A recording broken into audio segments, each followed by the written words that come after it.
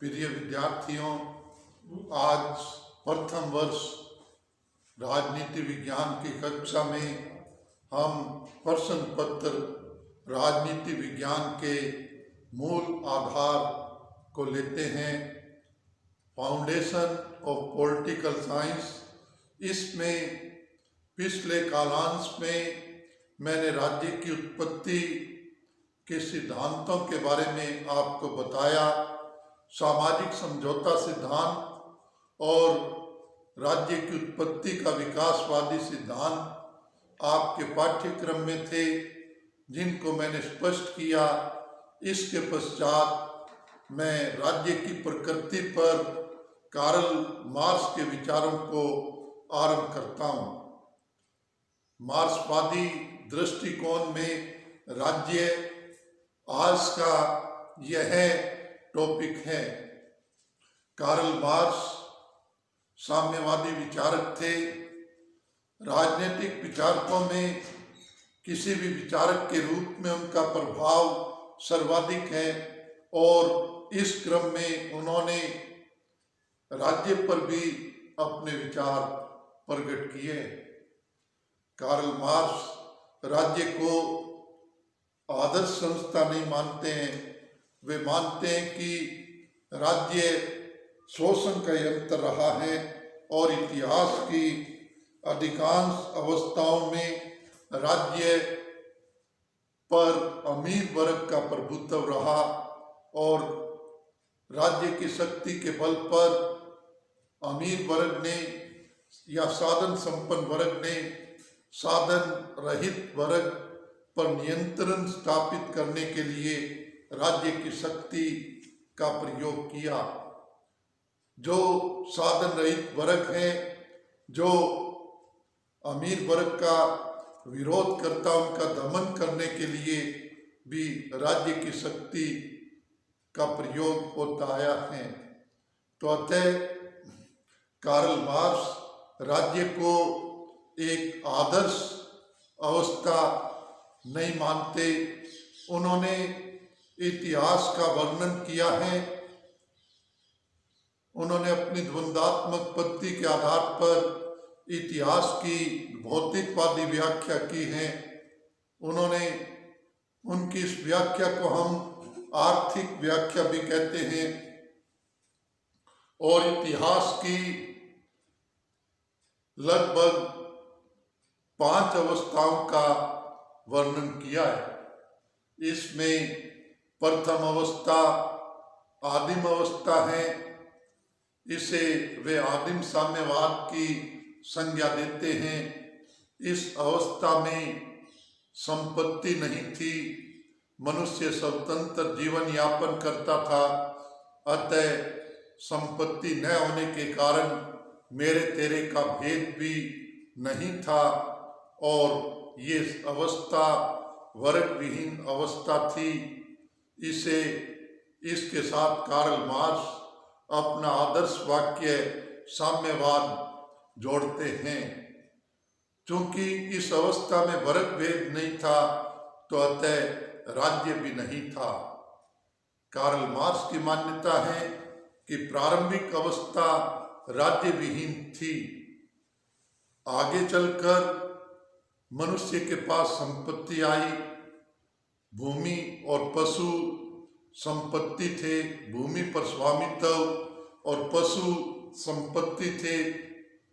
तो इन पर कार्य करने के लिए अत्यधिक श्रम की आवश्यकता थी। शक्तिशाली व्यक्ति कमजोर लोगों को दास बनाते और उनसे काम करवाते। ये वर्ग भेद की शुरुआत हुई। इसके साथ ही राज्य की शुरुआत हुई। जो मालिक वर्ग था उसका भी राज्य पर अधिकार था। आगे चलकर खेती की प्रगति हुई। दास लोग खेती नहीं कर सकते थे, इनके लिए स्वतंत्रता आवश्यक थी। अतः नए प्रकार के उत्पादन संबंध बने। इसे सामंती अवस्था कहा गया।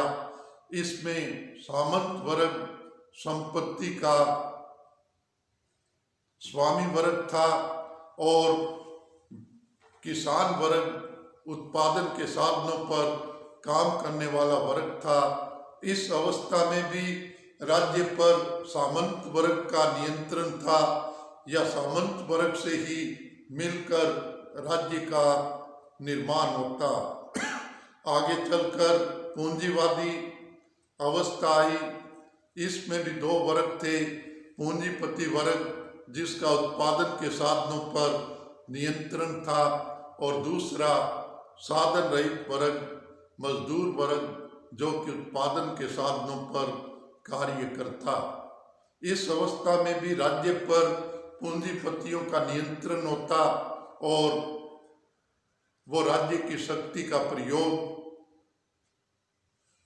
शोषित वर्ग पर नियंत्रण स्थापित करने के लिए करते। इस प्रकार इतिहास के वर्णन से ये स्पष्ट है कि कार्ल मार्क्स राज्य को एक आदर्श स्थिति में नहीं मानते या आदर्श पक्ष नहीं मानते। कार्ल मार्क्स शोषण का विरोध करने वाले विचारक हैं और उनके दृष्टि में राज्य शोषण में सहायता करने वाली संस्था है, और जो भी शोषण का विरोध करता है उनकी आवाज को दबाने का प्रयास करती है। इसके पश्चात साम्यवादी क्रांति की अवस्था आती है। साम्यवादी क्रांति वह अवस्था है जिसमें मजदूर संगठित होकर पूंजीवाद के विरुद्ध क्रांति करेंगे, पूंजीवाद को नष्ट कर देंगे।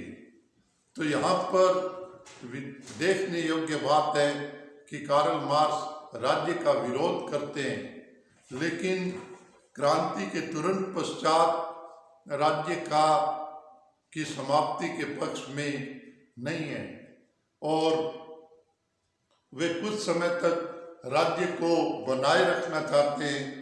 कार्ल मार्क्स कहते हैं कि राज्य का चरित्र बदल जाएगा। पहले अल्पसंख्यक वर्ग का राज्य पर नियंत्रण था, अब बहुसंख्यक शोषित वर्ग का नियंत्रण होगा, और इस रूप में शोषित वर्ग की तानाशाही के रूप में वे राज्य को बनाए रखने के पक्ष में हैं। जो रूस की 1917 में क्रांति हुई उसके पश्चात की तुलना कार्ल मार्क्स की सर्वहारा वर्ग की तानाशाही से की जाती। यद्यपि सैद्धांतिक और व्यवहारिक पक्षों में अंतर होता है, लेकिन इसके पश्चात कार्ल मार्क्स स्थायी रूप से राज्य को रखने के पक्ष में नहीं है, और वे कहते हैं कि राज्य शोषण की संस्था है, शोषण में सहयोगी संस्था है।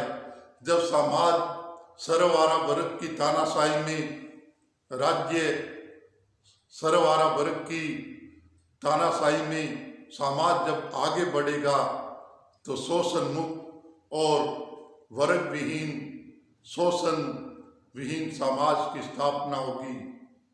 वे इसके साथ वर्ग विहीन, शोषण विहीन समाज के साथ राज्य विहीन समाज भी प्रयोग करते हैं, अर्थात stateless society, classless society and stateless society.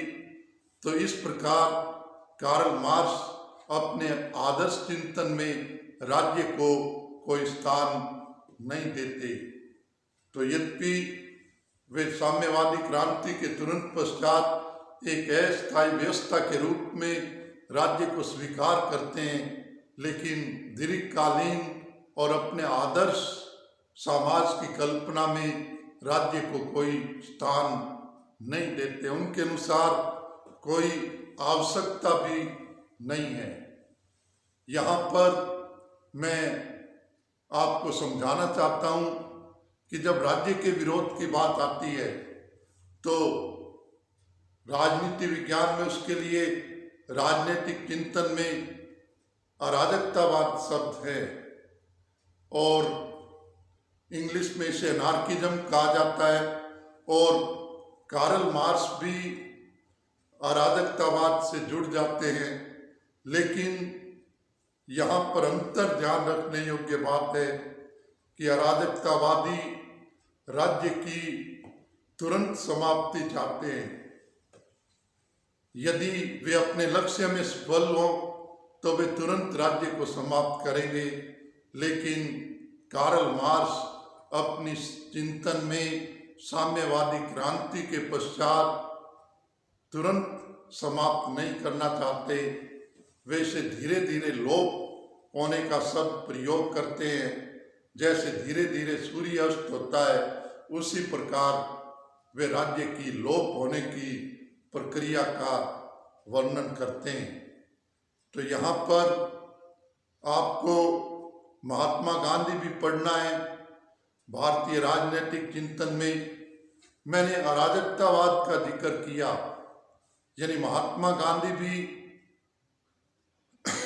अराजकतावादी थे। वे भी राज्य को आदर्श नहीं मानते थे। महात्मा गांधी पर जिन विदेशी विचारकों का प्रभाव था, टॉल्स्टॉय, लियो रस्किन और थोरो, ये भी कहीं न कहीं अराजकतावाद के नज़दीक थे।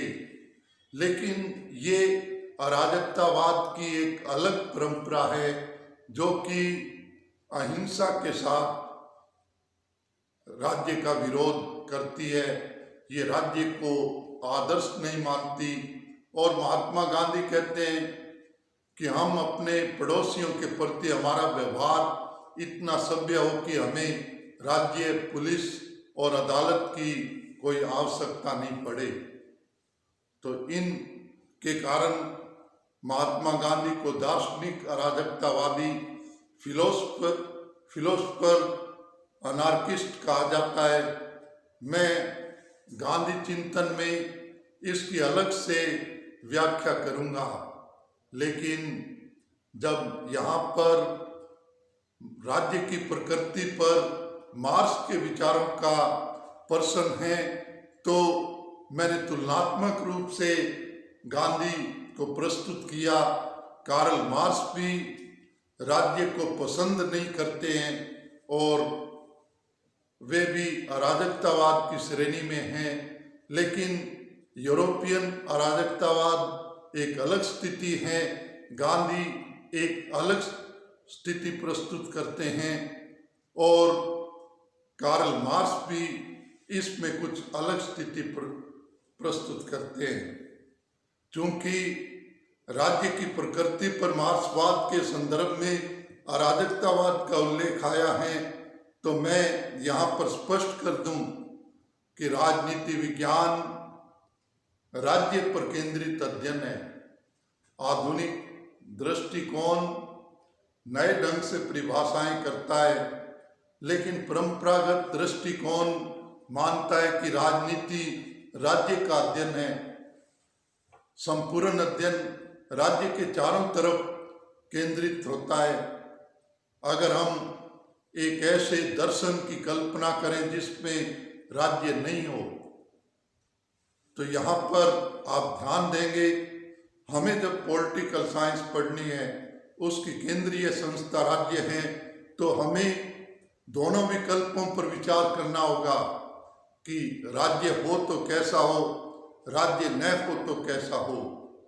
तो अतः इस वैचारिक कल्पना के रूप में अराजकतावाद का राजनीतिक अध्ययन में महत्व पाया जाता है। और कार्ल मार्क्स और महात्मा गांधी ने भी अपनी अपनी दृष्टि से कुछ अराजकतावादी पक्ष प्रदर्शित किया है। तो यहाँ पर हम कह सकते हैं कि महात्मा गांधी अपने जीवन में कभी राज्य के पद को ग्रहण नहीं किया। ये कहीं न कहीं उनके अराजकतावादी दर्शन को प्रकट करता है। और कार्ल मार्क्स भी चूंकि अपना संपूर्ण दृष्टिकोण शोषण और शोषण के विरोध पर केंद्रित करते हैं, उनकी मान्यता है कि राज्य शोषण में सहायक संस्था है, अतः वे राज्य को स्वीकार नहीं करते, कुछ अलग काल के लिए स्वीकार करते हैं और अपने आदर्श अवस्था में राज्य को कोई स्थान नहीं देते।